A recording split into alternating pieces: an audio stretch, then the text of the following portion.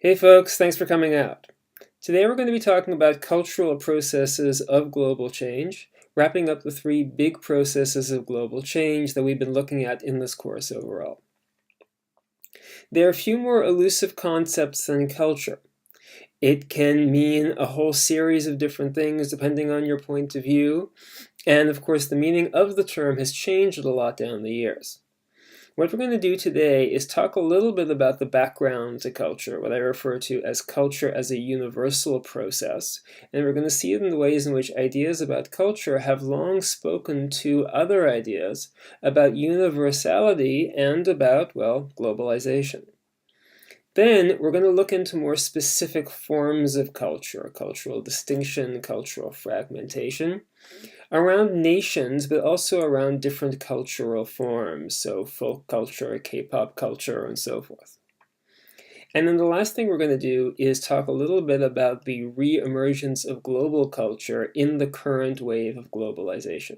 So now we're talking about the last 30 to 40 years, roughly, and we're going to talk specifically about football or soccer as an example of this. So, if we dig into the dictionary definition of culture, we actually get a whole series of definitions, which are pretty interesting to consider. One, the action or practice of cultivating soil, so the idea of tillage. The cultivation or development of the mind, the idea that people can be without culture and that they can acquire it by cultivating their senses and becoming more refined. And it's only when we get to definition 7a in the Oxford English Dictionary that we actually get to the idea of culture as a count noun. A whole bunch of distinctive ideas, customs, social behaviors, products, ways of life, and which are different for all these different groups of people out there in the world. Culture comes from the concept, and this is the definition you have on the right. Culture comes from the idea of colere in Latin, and is tied to two other words, colonus, to inhabit or to colonize, and cult, to worship. And cult, properly speaking, is not a derogatory term, of course. It simply means that which is worship, that which is the object of adoration or cult worship. Then we get into a whole series of other definitions, husbandry, different kinds of norms of what constitutes a cultured society, and then eventually works of art, paintings, plays, novels, books, and so on and so forth. Long story short, culture for a long time in human history is seen as a universal process that literally travels the globe. It's only sometime in the 19th century or so that we start to see it as national, as local, as varied and diverse. One of the arguments you could make today in the current wave of globalization is that we're paradoxically moving back towards a more universal, a more globalized sense of culture. And that's something that some of the readings you're going to have in this unit are going to explore. Now, obviously, just to be clear on this, there was a lot wrong with some of these older versions of cultural universalism. They were extremely hostile to all kinds of cultural difference. Indigenous cultures were marginalized, in some cases eliminated, on the grounds of cultural superiority of some peoples over others. But to make a long story short, this idea of culture as something that we all share, that we could actually even share a global culture, is a very powerful idea, and one I want to spend a little bit of time talking about as this lecture progresses. Before we get there, we have to get into the 19th century, and we have to get into the breakdown of culture along national and along very specific lines. So, La Tache Noire, The Black Stain, by Albert Betanier, a French romantic nationalist artist, really kind of inculcating this idea of French national culture. There's a map of Paris on the back wall. There, of course, is the map of the country. The teacher is pointing to Alsace and Lorraine, two areas of France that had been recently conquered by the Germans. This was the early 1920s.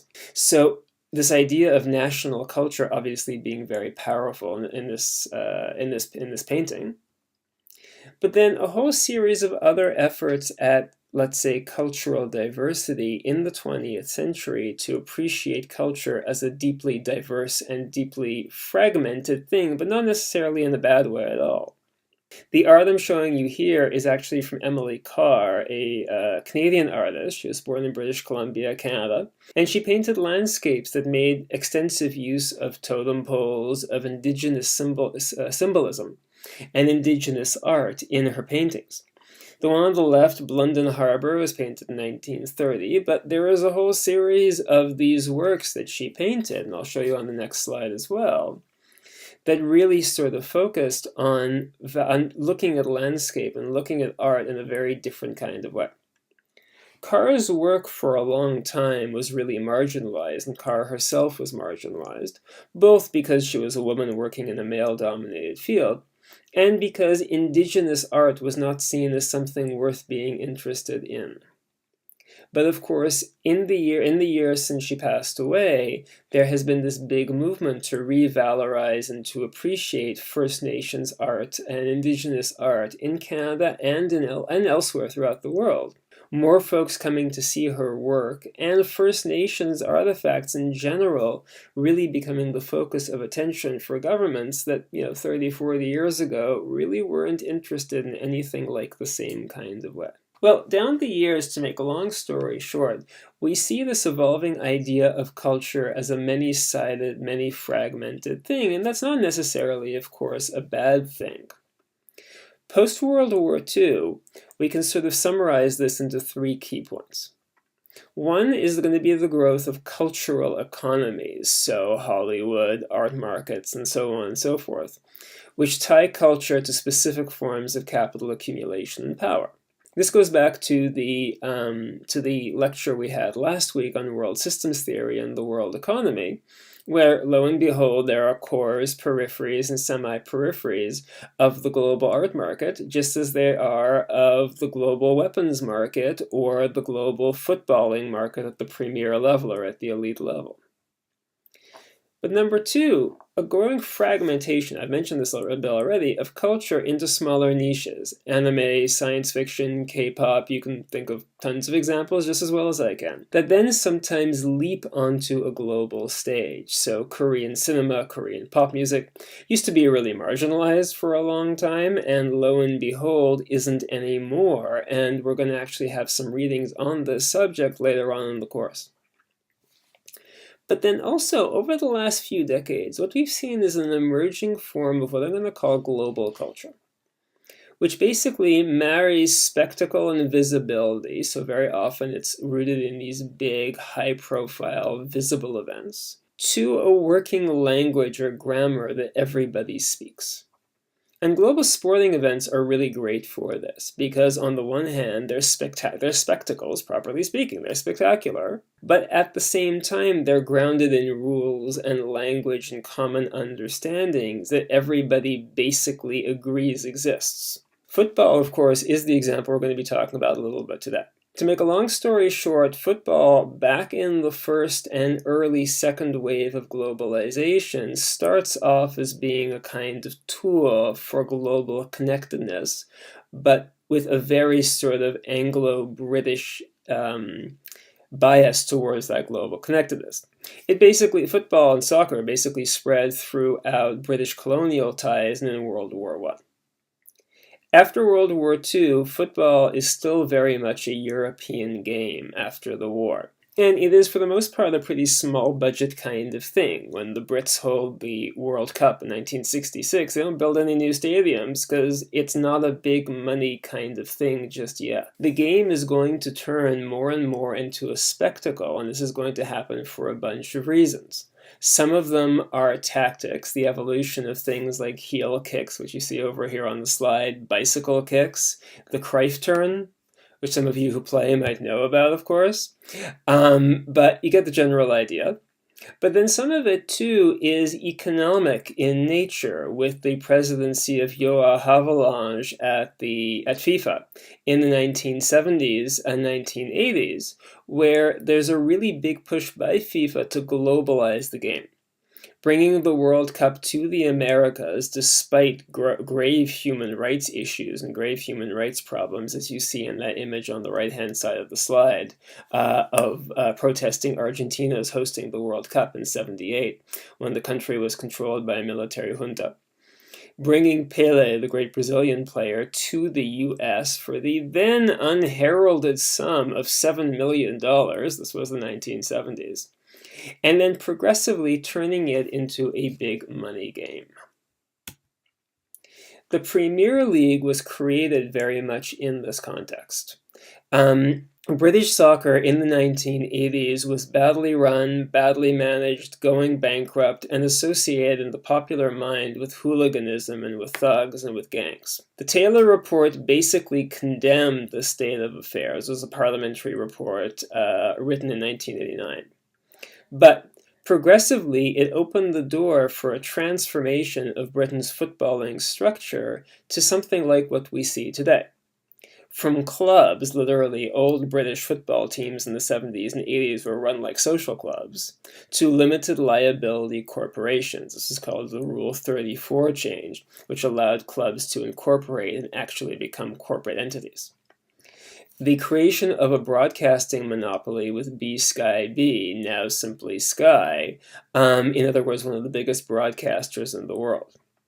The end of revenue sharing in the early 1980s, the richest clubs shared 50% of their revenue with their peers. These days, it's in the neighborhood of 8.75%. And the encouraging of piling on risk, both in terms of building flashy new stadiums that need to be paid for, but then also in terms of ever richer media deals and ever richer player deals. Sky, and you have a few of the figures over there, has been paying, more and more money for Premier League TV rights over the years. It's now an ongoing competition with Amazon, which of course has a large media distribution network and lots of the tools, and so yeah, Premier League games may be coming to an Amazon Prime account near you in the not so distant future. But the underlying point I'm trying to make here, of course, is simply that as the game has globalized, it has become much richer, but it's also changed the nature and structure of it, globalizing very aggressively in the process. And there are some more examples of this process on this slide, but to make a long story short, there are now a considerable number of American owners of British Premier League clubs. Of course, the fan base doesn't always appreciate this very much, as you can see from the images on the left-hand side there. But it's brought in tons of money in the process and really aggressively globalized the game. In the not-so-distant past, Neymar signed a contract worth more than 500,000 euros, a week after tax with Paris Saint-Germain, a Qatari-owned French club. They paid 222 million euros, more than double the previous record, to release him from FC Barcelona.